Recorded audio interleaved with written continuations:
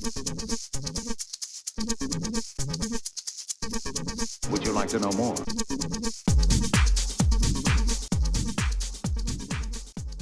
Welcome to the Warmaster Podcast, Adventures in 3D Printing, episode 11.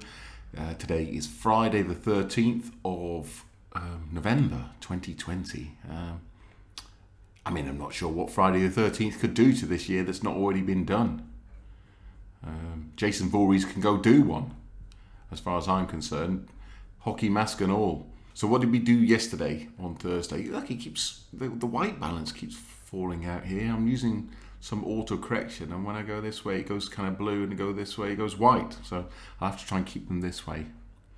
So I did 3 prints yesterday. The first thing I printed was some 6mm gargoyles who accompany the big flying Nid, so you can carry up to 6 of them.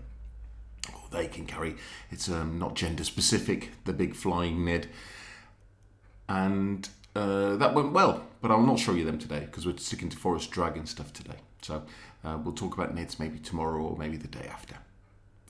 But the print went well. So first job, we printed those, went successfully. That's the 4th print in a row that went successfully with no cleanup. Then I did a full batch of 15 little stands of light skelly bobs. So that's enough for 3 units.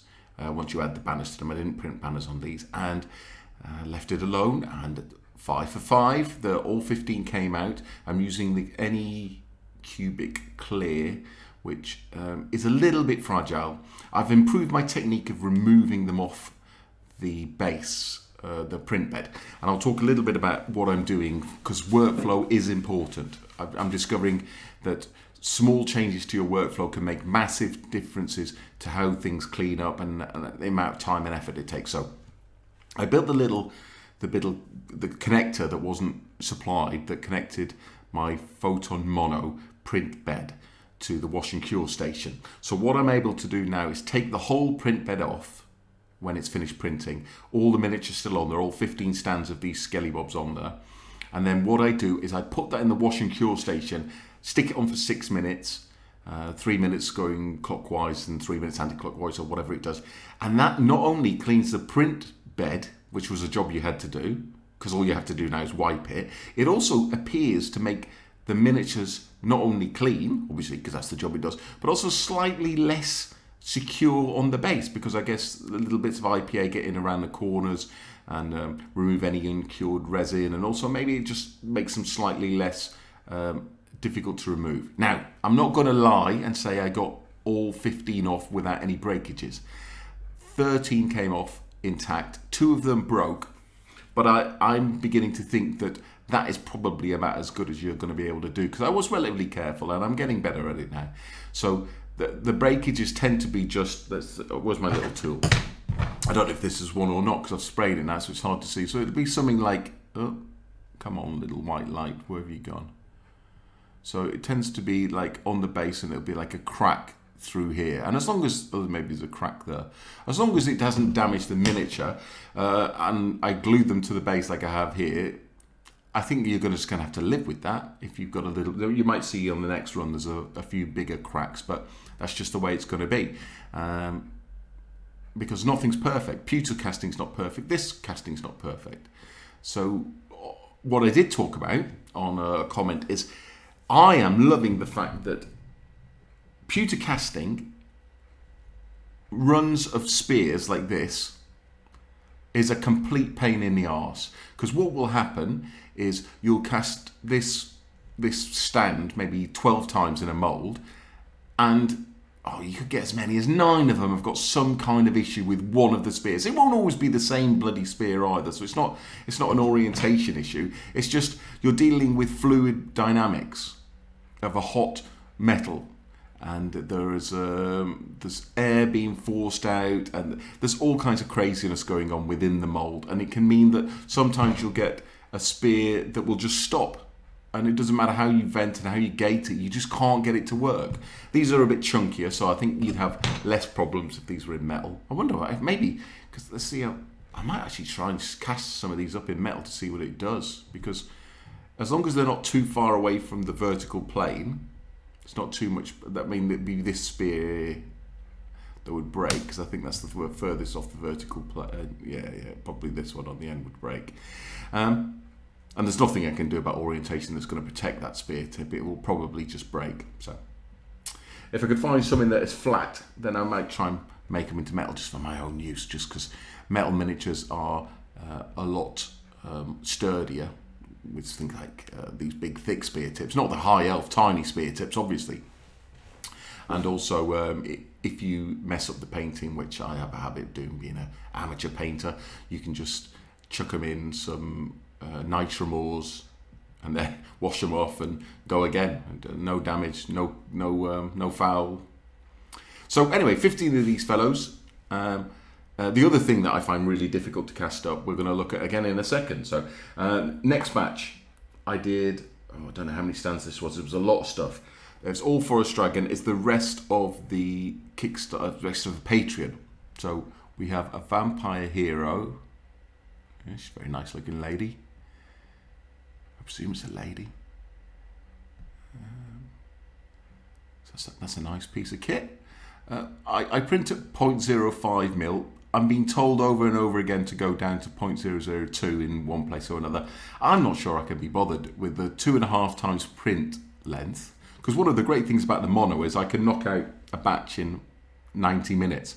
And if we start messing around with the print level, so it's 2.5 times more, that 90 minutes is going to turn into, what's that? It's like 3.5 hours or more. And if you're using the old school Photon, where that's 3 times slower again, you're talking about 12 hours. I mean, that's way too long. Unless you're going to start buying like 3 or 4 of these printers, you can't be waiting 12 hours per print. Anyway, so here's the fella here, oh, the lady here. Nice bit of kit, nice little bit of scenic basing there. Stunt base as always. Next up is this Necromancer. Now this really is an impressive piece of work. And I have said that the wash and cure station, people poo-pooed the fact that you have to spend £100 on this fella. But time is money too in life. You're only given so many innings. You know what I mean. You don't know how many innings you're going to get, but you're only given a finite amount. And anything that can speed that up. So I take my print bed, bang it in for 6 minutes. The print bed's clean. The miniatures are clean. The miniatures are slightly easier to get off. It's marginal, but they're clean at least. So I'm going through far less PPE now than I was, because having to clean up the print bed and get all the miniatures off while they're covered in resin, that's a pain in the arse. I was going through 2 and 3 pairs of gloves just getting stuff off. So that's gone. So that's reduced the costs there. You then just take the wash part of it away, bang on the cure, stick it on 2 minutes, spins round, job done. I mean, yeah, it costs £100, but time is not free either. So anything that can speed up the workflow. I mean, I got 3 of these 3 prints done yesterday, and it didn't seem like that much of an effort. A, because of the wash and cure station, and B, because none of them failed. And this was the 6th print in a row that didn't fail, which obviously now I'm starting to get confident. 6 prints in a row makes you feel like you could do 600 prints in a row. I know that's false, and that's not what will happen, but that's what you feel like. When success breeds confidence, failure breeds, depression. So I love this little hand coming out here in Michael Jackson Thriller style. Thriller, Thriller. See, he's coming out to get me here. That's a brilliant piece of work. Brilliant piece of work, Forest Dragon peeps. Next, we have some ghouls. So 6 stands of ghouls, which were on the same print. I might not get them all out, but let's get some of them out at least. This is all the ones that I've stuck on bases. The stands broke when I was trying to remove them, so there's a break here, but you're just going to have to live with that. When it's based, you're not going to see it, and none of the miniatures were damaged. So I haven't showed these on camera yet. So this video is going to go a little bit long, but you can't have everything in life, can you? Sometimes you're going to have to listen to my voice a little bit longer. So we have, he's dragging a head there. That's beautiful.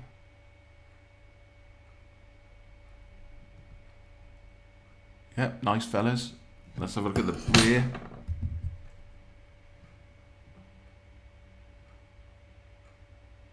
Oh, there's some pocks coming out the back of these guys, aren't there? Jeez. Right, excellent. Who's next? Let's grab a strip of 2.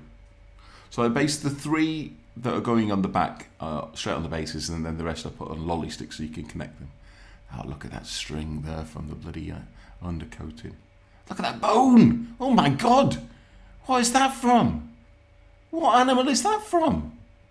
Holy moly, what's that bone? Is that bone, like, that's got to be 8 feet tall. This fellow with the head.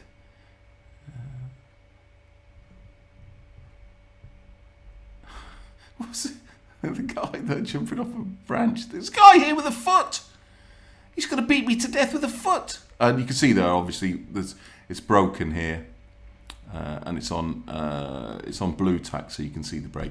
I think the girls were particularly bad to get off the base. I think I might have broken every one. And back in the olden days, when I was a little bit belligerent, I may have chucked these stupidly, but not anymore. Broken base is going to be the norm, I think, for me using this brittle stuff. I do love the fact that I can check my FEP after every print. So this is 6 prints in and my FEP's still beautiful. Nothing on there, it's still crystal clear. That's what you want to see. That's nice. Let's have a look at the back of these fellas.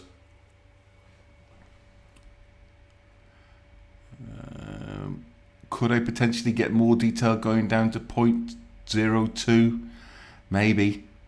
But I think the resolution the other ways, so you can change the Z resolution to 0.02, but the X and Y are still 0.05. So I'm not sure what difference it will make changing the Z resolution if the X and Y are fixed, because apparently that's the size of a pixel. So I like these guys. And then what else did we print? We printed the bats, and you get six stands. So I got 6 ghouls, 6 bat stands, and 2 characters on a print. And these are pretty funky, aren't they? I mean, I've got lots of different bat miniatures. I've got some Battle of the Five Armies bats. I've got like fell bats, obviously from GW, and but these are probably as good a bats as you could ever want, really. I took off the supports before curing them. I think that's definitely a thing to do if at all possible. I didn't do it on that big NID flyer, and that was a pain afterwards. So take the supports off after washing in the wash and cure station.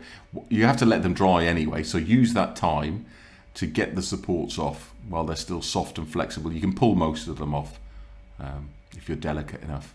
Maybe cut the bottom off the base and then just pull the top away, because they shouldn't embed that far. That changing of light there, I'm going to have to find what that issue is and get rid of it, because it's annoying me. I don't like things like that that just happen without rhyme or reason. Anyway, so there we go. So yeah, I like these a lot. Let's see what else we got. Let's get one with the fence. I think the fence one looks brilliant. Now you can see some real talent for sculpting here, because how am I going to, as a sculptor, support the bottom of this wing here? Because it's going to be quite difficult to, you can't run a support to the base, and you can't run a support out backwards or forwards. So what the clever people did is they just bent, see it from the back, they just bent ever so slightly the railings, which then allowed the support for the tip of the wings to be the railing. Very clever. Very nice. You'll appreciate that if you print stuff from Thingiverse, and I've been doing a bit of creating my own supports. Some stuff, like the Tyranid Warriors I'm trying to do, they're designed in such a way that they're proving very difficult to support. I wondered, sometimes you'll look on Thingiverse and there is no pre-supported versions available, and that is because they're a pain in the arse. The actual sculpt is a pain in the arse to support. So it may be that I have to do something else about Tyranid Warriors, because if I can't support them and I can't find a pre-supported version, I'll have to do something else. Or just work bloody hard to support them. Yeah, look at these bats. So you get 6 individual stands of bats. So it's no repeats. And because of the power of resin printing, you can do a lot with the basing and stuff to make them all look different. So I think that's a beautiful thing. Is there enough detail for me? Plenty enough detail for me personally. I'm sure you can get better detail out there. I'm sure you could probably get better detail with my machine if I tried hard enough. Here's an obvious break in the base. This is probably borderline as to whether or not you should chuck it and just reprint. But the way I base is I'm going to use sand and stuff. So I'll just build this up a little bit and add some sand and then use some earth coloured paint and then some dry brushing and some flocking. And by the time all that process is finished, you won't see that big nick in the base. But I'm pretty sure I'd have chucked this in the bin a week ago. But not no more. So I've run out of the October prints now for Forest Dragon. I think obviously you can print as many light skeletons as you like or need, but in this particular army, the vampire count, I only ever take 4 of them, and then the rest will be just kicking around as raised deads. They have access to good infantry, so why would I want to use garbage infantry, apart from the ones I have to do, or the ones I get for free? So, hats off, Forest Dragon. These are brilliant. Is there some lines on the back of this one? Very minor. Very minor. I'm sure painted up you won't even notice there's some slight lining there. Yeah, good stuff. Good stuff. If you're not subscribed to Forest Dragon's Patreon and you've got any interest in this stuff at all, I can't see why you wouldn't do it. You're talking about, I think maybe it's a tenner a month. And if you're getting, what did we get? Light Skelly Bobs. We got these vampire fell bats or whatever they're called. And we got ghouls and a couple of characters. So, I mean, you do the math. What's that? About £3 a unit. And you can print as many as you like. If you're in the game, if you play War Master, if you have a 3D printer, yeah, it's quite hard to argue that you shouldn't be subscribing because yeah, you get quite a lot of bang for that for your tenner. If you don't have a 3D printer, obviously that's a much more difficult thing. There's quite a lot of investment. There's quite a lot of headache and hassle and space needed. The room in the loft that I'm printing in now, I've got a lot of stuff up there now because you need an area to clean up and bang stuff off and stuff. So it's taken over an entire room of the house, which I think which I think is probably most people's experience. If you can't keep it in your garage because it's too cold out there, then you're going to have a room in your house to dedicate to 3D printing, which I know is going to be an issue for a lot of people. So anyway, what are we going to print today? We're printing a Bio Titan for Epic at 6mm. So we're going to print that Bio Titan, well, the body of it at least. It's a big old piece. And then I'm going to do some Cromarty Forge dwarves over the weekend. And then I'll see what we can do. I'll subscribe. I'm going to subscribe and get the November Forest Dragon miniatures, and then I'll put those out after the weekend. All right. Have a good weekend, peeps, and I'll see you soon.